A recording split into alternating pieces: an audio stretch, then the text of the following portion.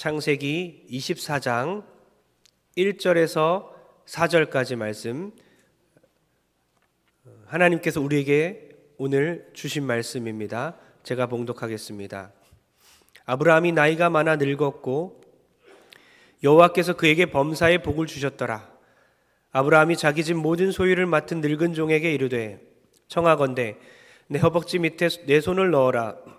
내가 너에게 하늘의 하나님 땅의 하나님이신 여호와를 가리켜 맹세하게 하노니, 너는 내가 거주하는 이 지방 가나안 족속의 딸 중에서 내 아들을 위하여 아내를 택하지 말고 내 고향 내 족속에게로 가서 내 아들 이삭을 위하여 아내를 택하라. 아멘. 이 시간 하나님의 말씀, 신앙은 예수 안에서 내린 결단이다 라는 제목으로 말씀 전하기 원하는데요, 옆 사람에게 이렇게 인사합니다. 신앙은 결단입니다. 결단하십시오. 빨리 결단하십시오. 예, 다들 뭔지 모르지만 빨리 결단하라고. 이런 얘기가 있습니다. 예수님을 잘 믿는 한 아들이 자기 아버지를 전도했어요. 그런데 그 아버지가 예수님을 영접하자 아들은 너무 기뻐서 아버지를 끌어안고 이렇게 기도합니다. 하나님 아버지, 저의 육신의 아버지가 예수를 믿게 하신 것 감사를 드립니다. 그러자 이제 막 예수님을 영접한 그 아버지가 이렇게 기도를 하죠. 오 하나님, 나의 형님이시여. 아들이 깜짝 놀라서 왜 그렇게 기도합니까? 라고 물었더니 그 아버지가 이렇게 대답하죠. 야, 이 녀석아, 네가 하나님을 아버지라고 부르면 나한테는 형님 아니냐, 그랬다고 합니다. 여러분, 아내를 따라 교회 오시는 분들이 있고 부모 때문에 어쩔 수 없이 오시는 분들이 있어요.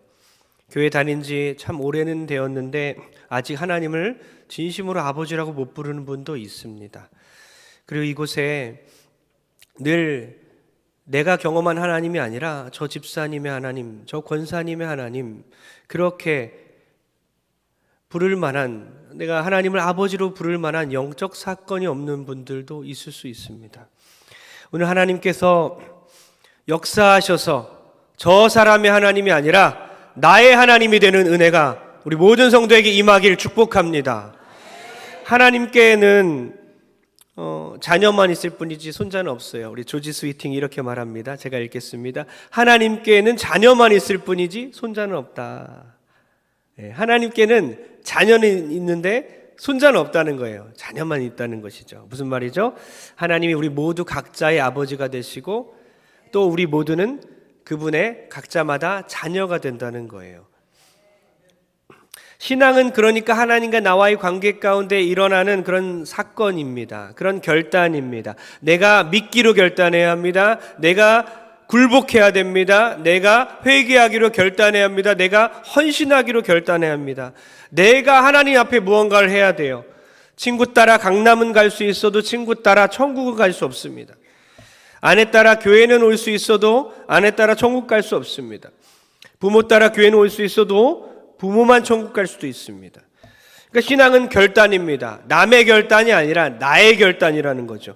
오늘 이 시간 아브라함이 자기 아들 이삭의 아내를 데려오는, 며느리를 구해오는 이 과정 가운데서 어떤 결단이 있었는지를 살펴보고, 우리도 우리 인생 가운데 다른 사람이 아니라 내가 무엇을 결단할지를 깨닫는 귀한 은혜의 시간 되길 축복합니다. 먼저 우리는 하나님만 섬기겠다는 결단을 내려야 되는데요, 창세기 24장 1절을 다 같이 읽겠습니다.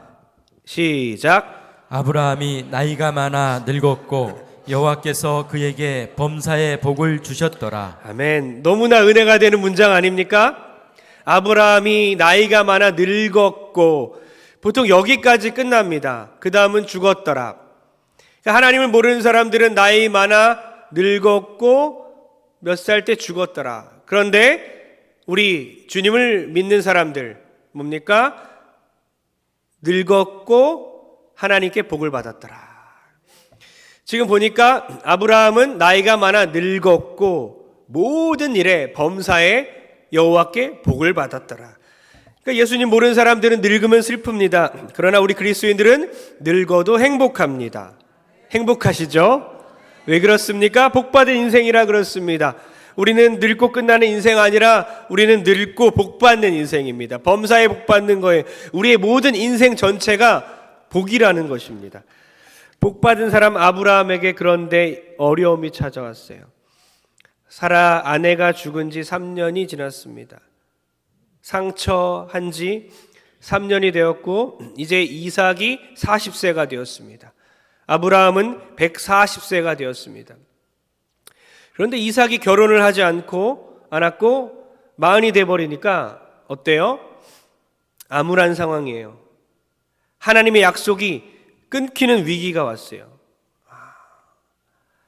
자녀 세대까지 계속해서 하나님의 백성이 대를 이어서 나타나야 되는데 약속하신 그 하늘의 별처럼 바다의 모래알처럼 많은 수의 이스라엘 백성들, 이제 가나안을 땅을 약속하시고 아브라함으로부터 하나의 백성들이 나와야 되는데 그 약속이 이루어져야 되는데 이삭에서 끊기게 생긴 것입니다.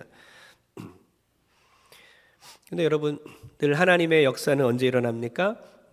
하나님의 그 기적과 하나님의 놀라운 은혜는 언제 일어나죠? 늘 벼랑 끝에서 일어납니다. 늘 벼랑 끝에서 하나님은 역사하십니다. 그러니 우리가 벼랑 끝에 있을지라도 낙심하지 마십시오. 하나님은 그곳에서 놀라운 은혜를 주실 줄 믿습니다. 여러분, 제가 알기로는 청천벽력 같은 소리에 그런 진단 가운데 질병에 낙심하고 어려운 우리 성도님 계십니다. 그리고 하나님이 자녀를 주셨지만 또 그 자녀를 데려가시고 뱃속에서 또 하나님이 데려가시기도 하고 이런 아픔을 많은 우리 성도님들이 겪고 있어요. 지금도 병상에 있는 분들 계십니다. 수술 날짜를 기다리고 있는 분이 있습니다. 너무나 그런 문제 때문에 마음이 아프시고 또 자녀의 문제로 끊임없이 걱정이 끊어지지 않아서 참 힘드시죠. 그러나 그 힘듦 가운데 낙심하지 말길 바랍니다. 하나님은 그 벼랑 끝에서 기적을 베푸시는 분이시고 벼랑 끝에서 역사하시는 분이십니다. 범사의 복을 받았다라는 뜻이 바로 그거예요. 범사의 복을 받았다는 것은 어떤 고난도 없다는 뜻이 아닙니다. 나에게 어떠한 고난도 없고 늘 평탄한 길만 온다는 뜻이 아니라 범사의 복을 받았다는 것은 벼랑 끝에 몰릴지라도 하나님을 붙잡을 수 있고 하나님께 결단을 내릴 수가 있고 하나님을 온전히 붙들 수 있다는 것이 범사의 복을 받았다는 뜻입니다. 아브라함은 늙은 종에게 가나안 족속의 딸 말고 내가 온 고향으로 가라. 거기 가서 이삭의 아들의 아내를 구해오라. 늙은 종에게 중매쟁이 역할을 맡겼어요. 여기도 늙은 종이라고 나오죠. 종도 늙었고 아브라함도 늙었습니다. 얼굴이 이제 쭈글쭈글 하겠죠. 그러나 이들은 복받은 인생이에요. 왜죠? 사명이 있기 때문입니다. 자, 지난번에 수명은 사명이라고 했죠. 살아있으면 사명이 있기 때문에 하나님이 안 데려가는 거예요. 데려가셨다면 사명이 끝났기 때문에 데려간 겁니다. 그러니까 사명을 발견하고 살아있는 한 사명 감당하는 여러분 되길 주의 이름으로 축원합니다. 창세기 24장 4절 다 같이 읽겠습니다. 시작. 내 고향 내 족속에게로 가서 내 아들 이삭을 위하여 아내를 택하라. 아브라함과 그 종은 어떤 사명이 있어요? 바로 하나님의 약속을 이어가야 됩니다. 하나님의 나라를 함께 만들어 가야 되는 거예요. 근데 그것을 구체적으로 며느리 데려오는 겁니다. 아들이 장가를 가야 되고 자녀가 낳아야 되는 거예요. 이대로라면 하나님의 약속이 성취가 되지 않고 하나님의 백성이 끊기는 것이죠. 근데 가나안에서 데려오면 얼마나 편합니까? 자기가 있는 그 땅에서 데려오면 유력한 사람들을 데려올 수 있어요. 재산이 많은 사람, 능력 있는 사람, 땅이 많은 사람, 그 사람의 딸을 데려올 수가 있는 거예요. 사돈을 그렇게 맺을 수 있어요. 그런데 가나안 땅에서 아니하고 800km나 떨어진 자기가 온 그 고향 족속에게로 가서 데려오라는 거예요. 그러니까 아브라함 물질적인 것이 기준이 아니었다는 것입니다. 믿음이 기준인 거예요. 신앙이 기준이었다는 것입니다. 그러면서 이렇게 말합니다. 24장 8절입니다. 8절 다 같이 시작. 만일 여자가 너를 따라오려고 하지 아니하면 나의 이 맹세가 너와 상관이 없나니 오직 내 아들을 데리고 그리로 가지 말지니라. 아멘. 지금 뭐라고 합니까? 며느리감을 찾아서 데려오라는 거예요. 그 먼 거리, 장거리를 이동해서 교통선이 발달하지 않았잖아요. 몇 달이 걸려도 데려오라는 겁니다. 그런데 내가 못 가겠다. 그 여자가 나는 못 가겠다 하면 이삭을 거기로 보내지 말라는 것입니다. 왜 그렇습니까? 왜 그렇죠? 왜 굳이 데려오라고 하죠? 바로 땅 때문입니다. 땅. 어디 무슨 땅? 가나안 땅. 하나님이 약속하시고 하나님이 복 주시기로 한 그 땅으로 데려오라는 것입니다. 이거 무엇을 의미합니까? 하나님의 약속을 믿고 있다는 것이에요. 믿음이 중요한 것이고 신앙이 중요하다는 것입니다. 여러분, 누군가를 결혼시키고 자녀들을 시집장가 보낼 때에 최우선은 신앙입니다. 신앙이에요. 믿음입니다. 믿음의 가정을 만드는 것이 가장 중요한 것이에요. 여러분, 신앙은 결단입니다. 사돈끼리 양보하며 타협하며 종교를 결정하는 게 아니에요. 신앙은 결단입니다. 힘들고 어렵지만 그 어려운 길을 가는 것입니다. 여러분, 가정의 믿음이 기준입니까? 아니면 세속적인 물질적인 것이 기준입니까? 여러분, 불신 결혼하셨다면 지금이라도 믿음의 가정을 만들도록 해야 합니다. 착한 며느리, 착한 사위가 아니라 믿음 있는 며느리, 믿음 있는 사위 만나게 하여 주옵소서. 믿음 있는 며느리, 믿음 있는 사위가 되게 도와주옵소서. 그저 돈 잘 벌고 유명하고 다른 가정처럼 아무 걱정 없이 편안한 그런 가정이 아니라 힘들고 어려울지라도 지하 단칸방에 살지라도 믿음 있는 가정 될 수 있도록 그렇게 믿음의 결단을 하게 도와주옵소서. 그렇게 다른 어떤 기준보다 신앙이 기준이고 믿음이 기준인 우리 모든 가정, 기독교 가정 되기를 축복합니다. 인격이 중요합니까? 믿음이 중요합니까? 처음엔 믿음이 중요한 것 같은데 날이 갈수록 인격이 중요한 것 같죠? 살아보니까 믿음은 생기기도 하더라, 인격은 안 변하더라. 인간은 안 변해. 그죠? 그래도 성경적인 것이 답이에요. 우리의 생각이 아닙니다. 그래서 믿음이 중요하냐, 인격이 중요하냐, 둘 다 중요하죠. 둘 다 잡고 싶습니다. 그러나 하나를 고르라면 우리는 믿음을 골라야 하는 것이죠. 그러면 얼마나 우리가 대충 믿으면, 어느 정도 믿음을 가졌기에 인격이 좋은 사람보다 못한 그런 믿음의 사람이 될까요? 믿음만 있으면 돼요. 그런데 그 믿음은 인격을 변화시키는 믿음이어야 합니다. 성품을 변화시키는 믿음이어야 합니다. 그러나 그리 아니할지라도, 그렇게 안 될지라도 믿음이어야 하는 거예요. 그렇게 해서라도 성품을 두 번째로, 세 번째로 가는 것입니다. 신앙은 결단입니다. 가나안 민족이 아니라 하나님의 백성 중에 택하겠다.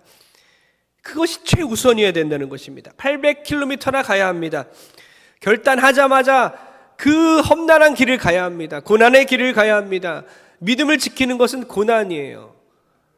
제사를 끊어내는 것은 고난입니다.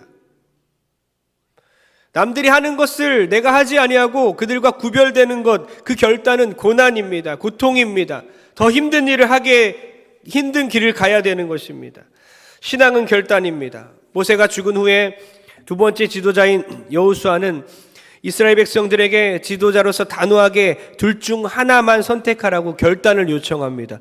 근데 그 둘 중 하나는 여러분 들어보시면 너무나 황당한 양자택일이에요. 뭐 이것 중에 뭐 하나 결정 못할까? 하나님과 이방신 중에 하나 택하려는 그 결단이었습니다. 그러니까 오늘날로 따지면 뭐예요? 너 기독교 택할 거냐? 불교 할 거야? 너 기독교 할 거야? 너 불교 할 거야? 이거예요. 이스라엘 백성들이 그 하나님의 백성이잖아요. 하나님의 기적을 체험하였고 그렇게 하나님과 수많은 그 사건이 있었는데, 하나님과의 그 연애가 있었는데 너 기독교야 불교야 택하라는 거예요. 둘 중 하나만 선택하라는 거예요. 그러면서 여호수아는 말합니다. 나는 여호와만 택하겠다. 너희들이 여호와를 섬기든지 아니면 싫다면 그냥 애굽으로 가서 너희들이 섬겼던 그 이방 신들을 섬겨라. 아니면 이 가나안의 신들을 섬겨라. 둘 중 하나만 해야지 왜 둘 다 섬기느냐 이겁니다. 왜 양다리 찢어지게 둘 다 섬기고 있느냐? 왜 덥든지 차든지 하지? 왜 따뜻하게 신앙생활하냐? 왜 미온적으로 신앙생활하냐? 이거예요. 둘 중 하나만 택하라. 하나만. 이것도 아니고 저것도 아니고 기독교적 무신론자 되지 말라는 거예요. 하나님 섬길 거면 제대로 결단하고 섬기려는 것입니다. 여호수아는 거룩한 결단을 자기도 했고, 나와 내 집은 오직 여호와만 섬기겠다 거룩한 결단했고, 그 거룩한 결단을 요청하고 있는 겁니다. 저도 여러분에게 요청합니다. 사랑하는 성도님들, 어떤 결단 내리시겠습니까? 하나만 택하십시오. 우리는 끊어내는 결단과 순종하는 결단을 해야 합니다. 끊어내는 것은 술, 담배 끊어내시고, 제사 끊어내시고, 도박 끊어내시고, 상습적인 폭력과 폭언 끊어내시고, 음란물 끊어내시고, 다 결단하십시오. 그리고 순종하는 것이죠. 사랑하기로 순종하십시오. 용서하기로 순종하십시오. 섬기기로 순종하시고, 헌신하기로 순종하십시오. 예배 잘 드리기로 결단하십시오. 그렇게 둘 중 하나를 온전히 택하여 하나님만 섬기고 하나님께 기쁨이 되는 그런 모든 여러분 되기를 축복합니다. 우리는 신앙적인 결단에서 더 나아가서 이제 사명적 결단을 해야 합니다. 창세기 24장 58절입니다. 다 같이 시작. 라반과 부두엘이 대답하여 이르되 이 일이 여호와께로 말미암았으니 우리는 가부를 말할 수 없노라. 아멘. 제일 우리 성경에서 제일 긴장이에요. 67절까지 있습니다. 시편을 빼고, 그죠? 창세기에서 가장 긴장해요. 이 스토리가 계속 반복되고 똑같은 얘기도 계속 나오면서 며느리를 구해오는, 어쩌면 이 결혼 매뉴얼 아닌가? 이삭의 신부 찾기 아닌가? 1등 신부감을 얻어오는 내용인가? 이렇게 생각할 수 있지만, 그런 툴 안에서, 그런 구조 안에서, 그 결혼 이야기 안에서 우리는 우리 인생 전체에 걸친 결단을 발견해야 되는 거예요. 사명을 발견해야 되는 것입니다. 그거 하나만 보면 되는 게 아니라는 거죠. 지금 리브가를 불러서 이제 그에게 이르되 이 사람과 함께 가겠느냐? 뭐라고 합니까? 가겠나이다. 부모가 너 가겠느냐? 가겠습니다. 결단했어요. 히브리어로 엘레크라고 합니다. 엘레크. 우리 따라 해볼까요? 우리 히브리 얼마나 잘하시는지 다 같이 엘레크. 엘레크. 너무 잘하십니다. 옆 사람에게 너무 잘하십니다. 너무 잘하세요. 예, 우리 언어에 능통하신 분들, 우리 히브리어 하나 익혔습니다. 엘레크가 뭡니까? 가겠습니다. 결단입니다. 갈 것입니다. 가겠습니다. 내가 가겠습니다. 결단하는 거예요. 정말 무모해 보이는 결단이죠. 험한 길을 가는 거. 내가 800km나 떨어진 그곳에 신랑의 얼굴도 모르는데 부모와 떨어져서 그곳으로 내가 가겠나이다. 신앙은 결단입니다. 더 이상 부모를 볼 수 없어요. 그러나 바로 결단합니다. 며칠 더 묵을 수도 있잖아요. 너무 아쉽잖아요. 그러나 지체하지 않고 결단합니다. 우리는 무언가 결단할 때는 바로 즉시 끊어내야 되는 거예요. 또 내일, 모레, 다음에, 그거는 다이어트는 괜찮습니다. 내일부터 해야지, 모레부터 해야지, 괜찮습니다. 그러나 영적인 것들은 지체하면 안 돼. 당장 끊어내야 합니다. 신앙은 결단인데요. 우리 사진 보여주시겠습니까? 금요일에 백종명 선교사님 우리 교회 오셔서 선교 보고도 하시고 또 간증도 하시고 정말 많은 도전을 받았어요. 우리 교회 그 이덕순 권사님 남편 되신 백종국 성도님의 형님이세요. 맏형이에요. 그래서 알게 돼서 우리 교회 오셨는데 정말 귀한 도전 주셨고 저도 많은 은혜 받았는데요. 이 사진은 뭐냐면요, 쓰레기 마을, 집도 없어요. 이런 밑에서 사는 겁니다. 이런 곳에 사역을 하러 가신 거예요. 16년 전에 이곳에 도착해서 이 사람들에게 복음을 전하고 아무것도 한 명의 열매도 없는 그 땅에서 전도하기 시작해서 지금 150명, 200명 정도의 교회를 이루었고, 그 10몇 년 동안 아이들이, 처음에 갔을 때 아이들이 막 쓰레기 봉투를 뜯어서 거기서 막 남은 그 음식 조각들을 먹으며 너무나 큰 충격이었다고 합니다. 그런데 선교사님이 그들을 품고 기도하고 복음을 전하자 그들이 예수님을 믿게 됐고 리더들이 되었고 신학을 하기도 하고 하나님을 온전히 믿는 그런 귀한 사람들이 됐다는 거예요. 다음 사진 보여주세요. 집이 없는 사람들이 그렇게 사는 거예요. 그냥 난민촌이고 쓰레기 더미에서 여러 가지 폐품들이나 재활용품들을 수거해서 그것을 팔아서 연명하는 사람들입니다. 다음 사진 보여주세요. 네, 이분들이에요. 됐습니다. 이 선교사님이 왜 이곳에 가게 됐냐면요, 25년 전에 이제 목회를 마무리하게 됐어요.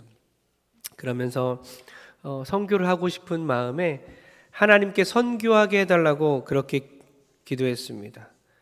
그런데 기도하는 중에 전에 갔던 그 단기 선교 갔을 때 어린아이들, 필리핀 어린아이들의 눈망울이 생각나고 그때 받았던 감동들이 계속 생각나는 거예요. 그러면서 이제 선교를 가야 되겠다 결단을 했습니다. 사진 이제 됐고요. 그렇게 결단을 했는데 돈이 하나도 없는 거예요. 파송해주는 교회도 없고 돈도 없고 지금도 파송해준 한 교회는 없지만 그렇게 어려운 가운데 불암산에 올라가 상계동에 불암산 있잖아요. 거기 가서 한 달 동안 작정 기도를 했답니다. 그 산에 올라가 산속에서 기도를 하는 거예요. 그러다가 마지막 날에 하나님께서 주신 말씀이 사도행전 16장 말씀인데 그때 사도 바울이 어떻게 합니까? 비두니아로 가려고 애썼는데 하나님께서 그 길을 막으셨어요. 그리고 환상을 주셨는데 환상 중에 마게도냐 사람이 나타나서 와서 우리를 도와라, 와서 우리를 도우라 라는 그 환상을 보여주신 거예요. 그리고 이곳이 아니구나 하고 마게도냐로 떠난 거죠. 그 말씀을 받은 즉시 떠나야 되구나. 내가 도와줄 사람, 선교의 사명을 갖고 이제는 사모님과 상의해서 2007년도에 떠났습니다. 그때의 그 결단 때문에 수많은 필리핀 그 아이들이, 난민촌의 아이들이 예수님을 믿고 그들이 다시 교회의 리더가 되고 그렇게 해서 지금 부흥하고 성장했다는 것입니다. 그 결단 때문에 쓰레기 더미에서 복음이 심겨지고 그 아이들이 자라서 교사가 되었고 사역자가 되었고 리더들이 됐다는 것이 은혜라는 것입니다. 사모님의 이야기도 들었는데 참 감동됐어요. 사라와 같아요. 사라가 아브라함에게 순종한 것처럼 남편의 말에 묵묵히 순종하고 따랐다는 거예요. 가자 가고 떠나자 떠나고. 그렇게 사모의 길이 얼마나 힘듭니까? 그런 어려운 길을 갔는데 이제 요즘 들어서 이렇게 한다고 합니다. 요즘 들어서는 그때 사실 힘들었다고, 그때 마음이 어려웠다고, 그때의 심정을 요즘에는 좀 말씀하신다고 해요. 근데 이 사모님이 어떻게 견뎠을까, 어떻게 따라갔을까 생각했는데 결단이었구나. 그냥 끌려간 게 아니구나. 그냥 남편 따라 끌려간 게 아니라 정말 기도하며 결단하셨겠구나. 리브가처럼 가겠나이다. 이 리브가의 결단처럼 그 사모님의 결단을 통하여 또한 많은 열매가 맺어진 줄 믿습니다.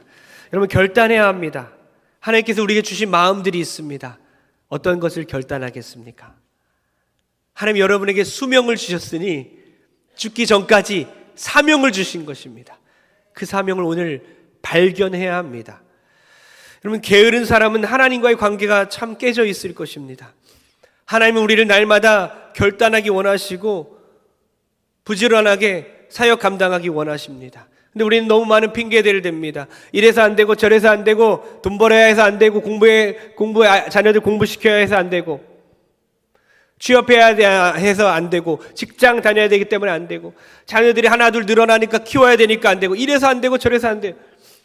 게으른 사람은 혀는 부지런합니다. 정확히 잠언 22장 13절에 써 있는데요. 제가 읽어드리겠습니다. 게으른 자는 말하기를 사자가 밖에 있은즉 내가 나가면 거리에서 찢기겠다 하느니라. 게으른 사람은 사자가 밖에 있다는 거예요. 밖에 나가면 내가 찢겨 죽으니까 못 나가겠다는 거예요.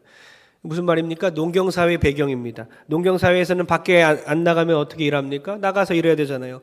근데 일하기 싫으니까 밖에 사자가 있다, 나가면 난 그 사자에게 찢겨 죽을 것이다 하면서 자기의 의무를 회피하고 책임을 지지 않는 것이죠. 그러니까 게으른 자는 몸은 게으르지만 혀는 부지런합니다. 혀가 게으른 게 아니라는 거예요. 게으른 자일수록 혀는 부지런한 거예요. 핑계가 많은 것입니다. 우리는 어떻게 살아야 되겠습니까? 오늘 무엇을 결단해야 되겠습니까? 무엇을 끊어내고 무엇을 순종해야 되겠습니까? 가정에서 우리가 멈춰야 되는 것은 무엇입니까? 우리가 해야 되는 것은 무엇입니까? 가정을 넘어서서 직장에서, 인간관계에서, 이 교회에서, 우리 인생 가운데 하나님이 우리에게 주신 그 사명은 무엇입니까? 결론 내립니다. 여러분, 이 이야기는 신부감 찾는 이야기가 아니라 그랬어요. 결혼의 틀 안에서 신앙의 결단이에요. 가정을 넘어서서 나의 모든 삶에서 주님 결단하기 원합니다. 조지 휘필드가 이렇게 말했어요. 나는 썩어서 죽느니 닳아서 없어지겠다. 여러분, 하나님만 섬기겠습니다. 하나님 섬기겠습니다. 세월이 가도 여전히 하나님만 섬기겠습니다. 내 삶을 부지런하게 드리겠습니다. 내 삶을 부지런하게 드리겠습니다. 여러분, 영적인 그 게으름은 우리의 살을 파고들어서 우리를 썩게 만듭니다. 그래서 하나님과 멀어지게 만들어요. 거룩한 결단이 필요한 때입니다. 썩어서 죽느니 난 닳아서 없어지겠다. 왜죠? 우리 모두를 위해서 예수님의 삶이 닳아 없어지셨습니다. 예수님이 십자가에 못 박혀 죽으셔서 물과 피를 다 쏟아내시고 닳아 없어지는 삶을 사셨어요. 우리 차례입니다. 썩어서 죽느니 닳아서 없어지게 하여 주옵소서. 여러분의 그 거룩한 결단 가운데 주께서 기쁘게 여기시고 여러분의 결단을 도와주실 줄 믿습니다. 결단하면 복이 옵니다. 결단할 때 성령께서 역사하기 시작하십니다.